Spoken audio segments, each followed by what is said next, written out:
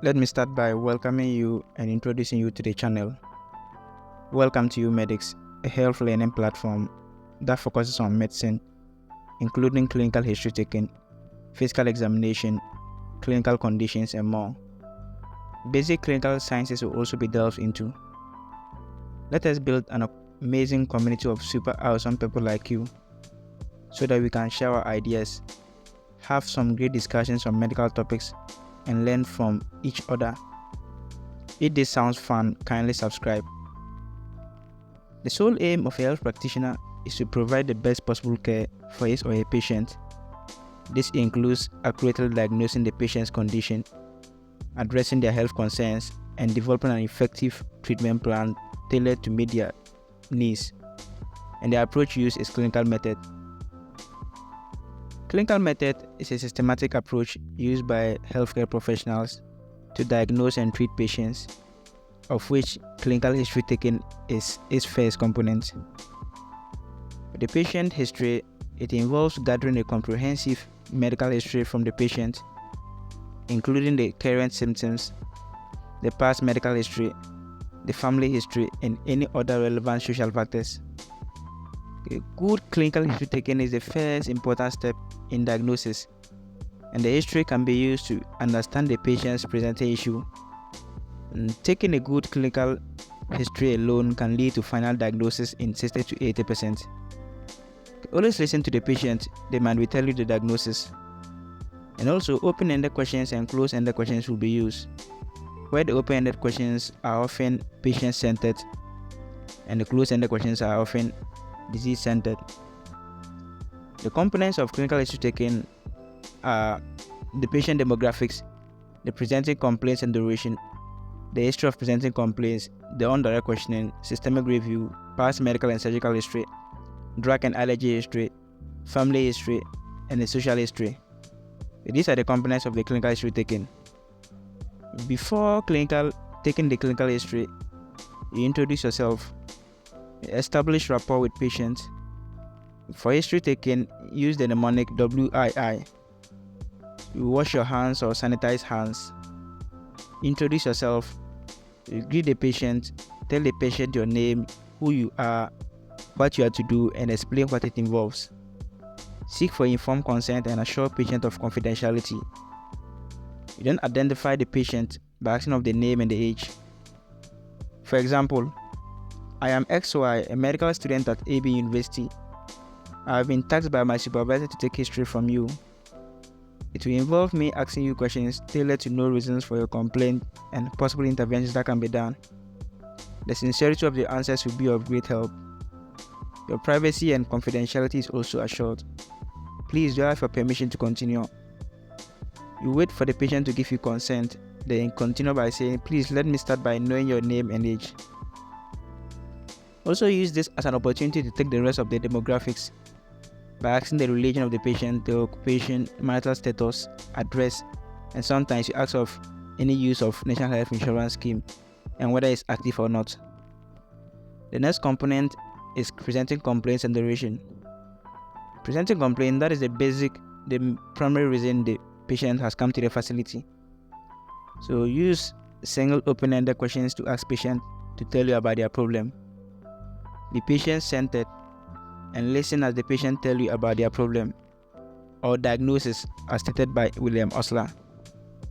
Example, tell me about what has led up to you coming here today, or why have you come to see me today? Also ask for the duration of symptoms. For how long have you been experiencing this? The patient will say 5 days ago or 3 days ago. The presenting complaint will be cough 5 days, chest pain 3 days. For multiple presenting complaints, you arrange the complaints in order of which presented first.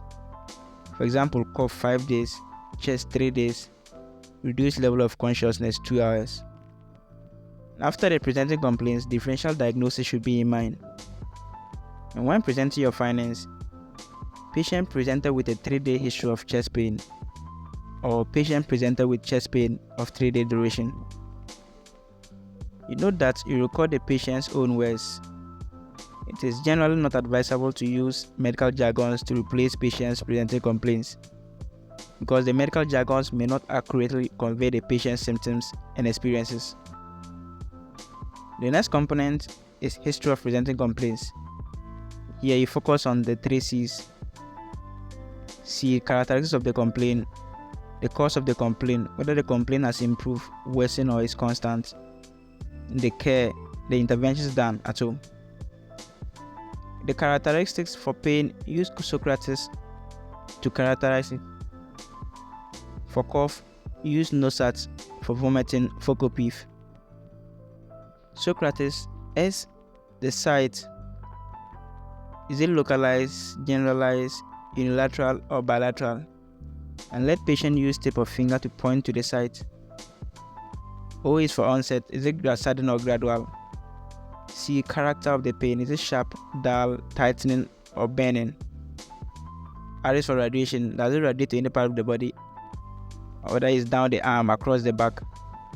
Association. Any other associated symptoms, such as nausea or vomiting.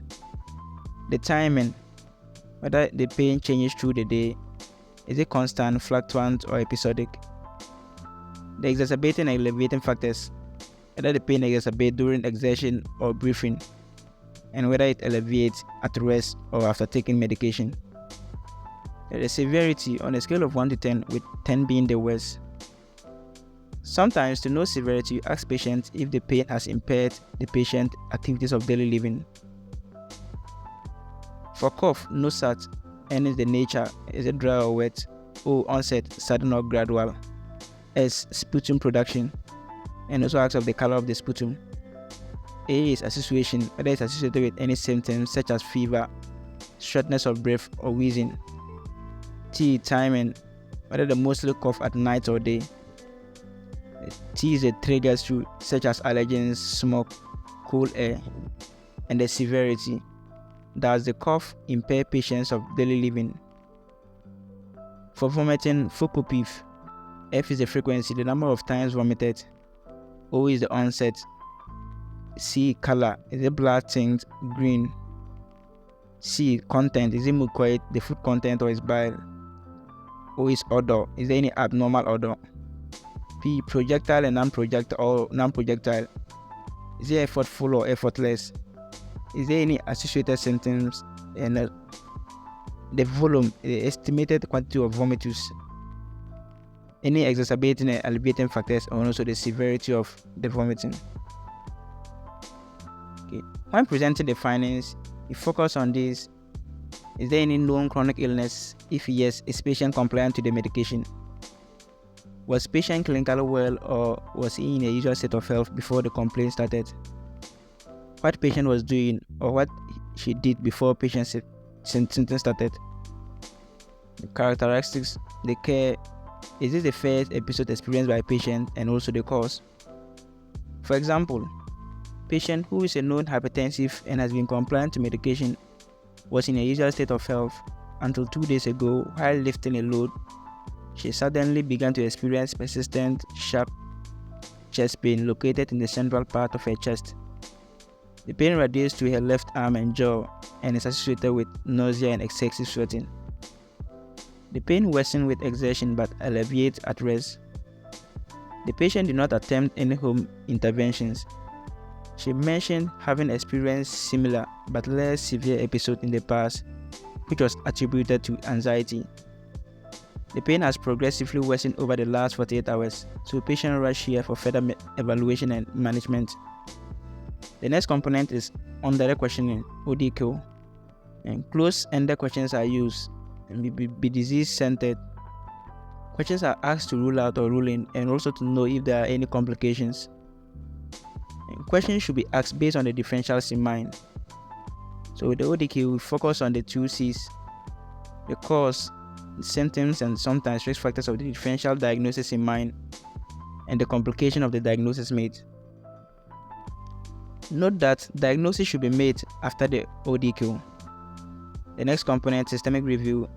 Ask questions on various systems, at least 2. So the cardiovascular system, palpitation, chest pain, easy fatigability, respiratory system, cough, dyspnea, wheezing, GIT, dysphagia, vomiting, diarrhea, renal system, urinary frequency, dysuria, hematuria, musculoskeletal, joint pain, joint swelling, muscle pain, central nervous system, headache, loss of consciousness, memory loss, endocrine, polyuria, polydipsia, excessive sweating. Past medical and surgical history is the next component.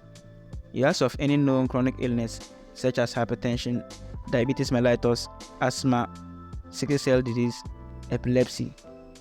And if yes, you probe further.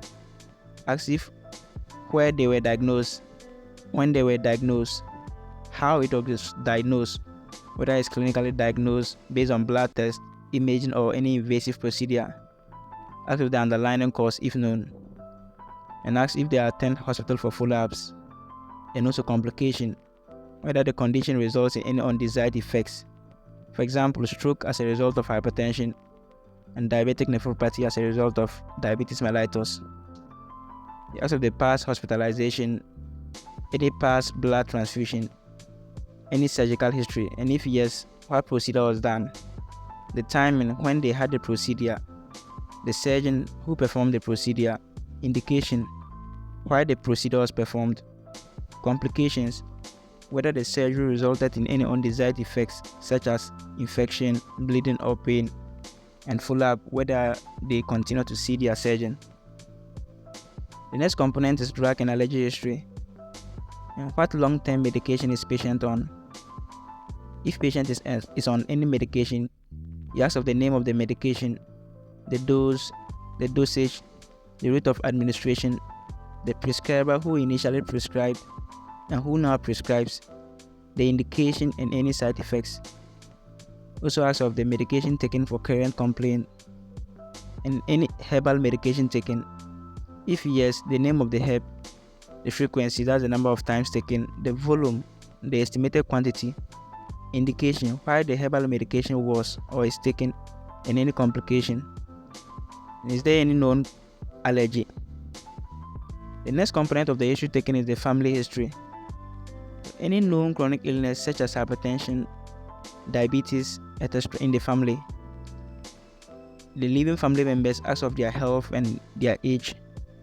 And the deceased family members ask of the age at death and the cause of death. The next component, social history. Ask of the children, how many children and how old are they? The living situation, where he or she lives, and who they live with. Do they have any recent travels? Any alcohol intake, smoking, and the kind of water they drink?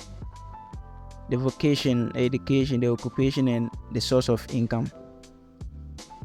If yes for alcohol, use case questionnaire, a screening tool for alcohol dependence. C is cut down. Have they ever felt that they should cut down on their drinking? A, annoyed. Do they get annoyed when other people talk to them about how much they drink? G, guilty. Have they ever felt guilty about something they did as a result of their drinking? E, eye-opener. Do they use alcohol to help them wake up in the morning? So after asking these questions, if you get at least 2 positive responses, this could indicate a problem of dependency. At the end of the history, you summarize your history. So you provide a short summary of the history. Talk about the name, the age, and the occupation of the patient, the presenting complaint, and the duration of the patient of the symptom. Any relevant medical history. That's the important positives and important negatives that point towards your diagnosis. Then you give your diagnosis or differential diagnosis.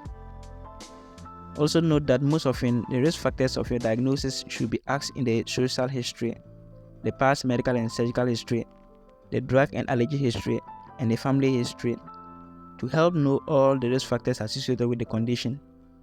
This will help in comprehensive management of the patient.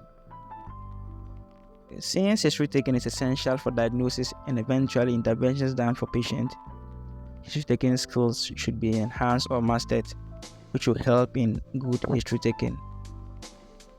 Hope this sounds fun and educative. Kindly like, subscribe, and share, and put us on post notifications.